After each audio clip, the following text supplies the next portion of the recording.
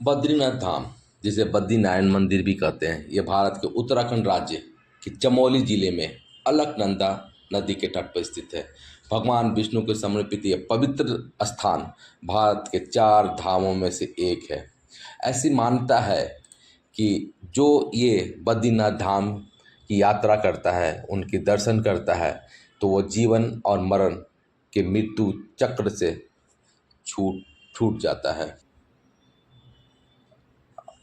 यहाँ पे कपाट कपाट इंद्र से बद्रीनारायण का दर्शन करने के लिए लगभग 6 मंथ के लिए खुलता है, जो अप्रैल से स्टार्ट होता है और नवंबर तक ही लोगों को दर्शन के लिए खुले रहते हैं।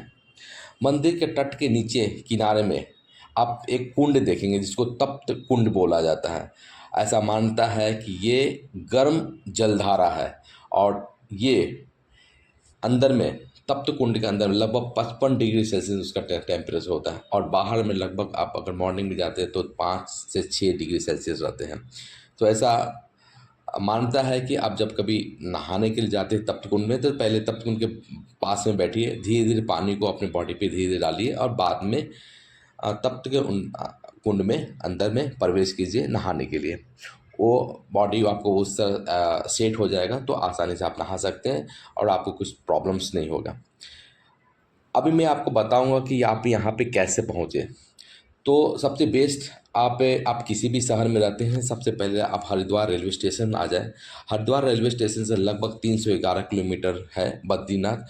और बद्रीनाथ धाम जो बसेस है या जो कैब्स है, आपको बस नियर बाय भी आपको छोड़ देंगे, तो मुख्य पार्किंग कुछ नियर बाय है। वहाँ से लगभग 200 से 300 मीटर आप चल के 20 मिनट में 10 मिनट में आप चल के आप जा सकते हैं। मैं लास्ट टाइम में हमने ट्रैक स्टार्ट किया था जो हमारा केदारनाथ धाम से था, तो केदारनाथ धाम घूम करके हम लोग ने लास्ट में सोनप्रयाग आ गया था। तो मैं वहीं से स्टार्ट करूंगा कि सोनप्रयाग से भी आपको बसेस मिलेंगे, आपको कैब मिलेंगे, जो आप बद्रीनाथ तक आप जा सकते हैं। यहाँ से लगभग 210 किलोमीटर है सोनप्रयाग से, और लगभग 8 से 10 घंटा में पहुँच सकते हैं। ऐसा मोस्टली मुख्यतः जो बसेस है जो अर्ली मॉर्निंग निकल जाते हैं, लगभग 3 बजे, 4 बजे, 6 बजे, 7 बजे, 8 बजे तक मॉर्निंग सब बसेस निकल जाते हैं जो बद्रीनाथ दर्शन के लिए। बसेस का फेयर बहुत ही कम होता है, लगभग 600 के अराउंड ही होता है। 620 में मैंने भी यूज़ किया था उसको। और कार जो होते हैं, कार अगर आप सोलो ट्रिप कर रहे हैं तो आपको डायनेमिक रूप से कार का चार्जेस होते हैं, लगभग इन द सेंस कि आप शेयरिंग कर रहे हैं, आप 4 या 5 मिल करके एक कार को बुक कर रहे हैं, और लगभग एक पर्सन पे लगभग 800 से लेकर के 1000 तक आपका फेयर होता है। कुछ डायनेमिक होते हैं, कितने लोग 1200 भी लेते हैं, लेकिन आपको आइडिया लेके चलना है कि 1000 के अराउंड में ही आपको है, जो सोनप्रयाग से आपको बद्रीनाथ पार्किंग स्लॉट तक आपको छोड़ देंगे, जहाँ से पार्क वहाँ से आप 200 मीटर्स आप चल करके आप जाके दर्शन कर सकते हैं। आप जब जाते हैं तो दर्शन का मुख्यतः टाइमिंग जो मॉर्निंग में 4:30 से है, जो 1 बजे तक खुला रहता है, और इवनिंग में लगभग 4 PM से लेकर के 9 PM तक है। तो बीच में ब्रेक है, लंच का ब्रेक टाइमिंग्स है, जहाँ पे मंदिर का पर्सन लोगों को दर्शन करने के लिए बंद कर दिया जाता है। वहाँ पे आप जब जाते हैं तो जनरल दर्शन लगभग 2 से 3 घंटा में होता है, और अगर वीआईपी अगर पासेस लेते हैं तो लगभग 300 पे करते हैं, तो लगभग 30 मिनट्स 40 मिनट्स में आप आसानी से पास कर सकते हैं।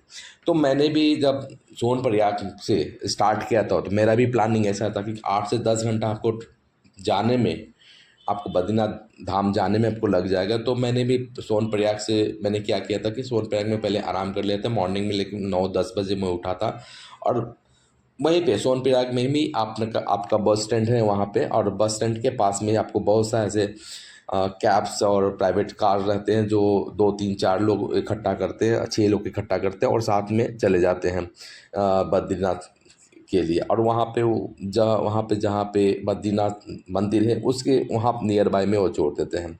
तो इस तरह से मैंने भी प्लान किया था कि हम डायरेक्टली रूप से कैब किए सब लोग मिल करके और चले गए।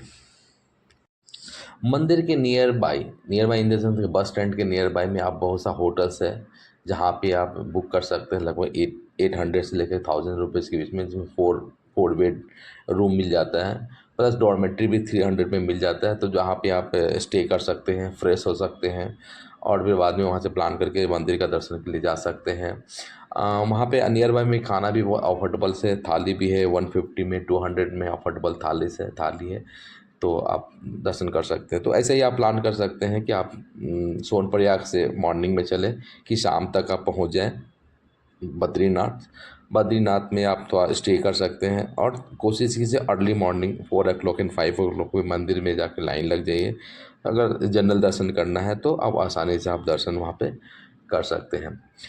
एक चीज़ के ये हमारा ट्रैवलिंग मोस्टली लोग प्रेफर करते हैं दिन में ट्रैवलिंग करते हैं, क्योंकि क्या है कि जब आप सोनप्रयाग या हरिद्वार से आप बद्रीनाथ के लिए जाते हैं तो रास्ते उतने अच्छे नहीं हैं। रास्ते थोड़े संकरे रास्ते हैं, थोड़ा पतले रास्ते हैं और साथ साथ किनारे किनारे पहाड़ भी है और पहाड़ में हमेशा लैंडस्लाइड, हमेशा वो ऊपर से लैंडस्लाइड मलबे गिरते रहते हैं।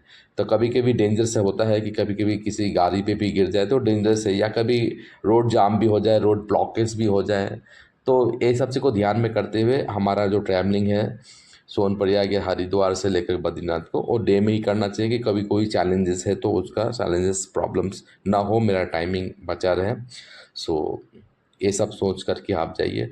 सेकेंड चीज़, आप जो रिटर्न होते हैं बद्रीनाथ से, तो बद्रीनाथ से रिटर्न जब होते हैं तो वहाँ भी ऐसा ही है कि आप सोनप्रयाग रूट या आप डायरेक्ट हरिद्वार का आपको कंटिन्यू आपको बसेस मिलेंगे मॉर्निंग में, और मॉर्निंग के बाद बीच बीच में आपको उधर बहुत सा कार और प्राइवेट कैब रहते हैं जो शेयरिंग ले जाने के लिए रेडी रहते हैं, वो भी नेगोशिएट कर लेते हैं 1000 के अराउंड में, और आपको फिर हरिद्वार या सोनप्रयाग ने हरिद्वार के आसपास में आपको छोड़ देंगे, तो फिर उसके बाद अपना ट्रेन को पकड़ के आप जा सकते हैं। जय बद्रीनाथ।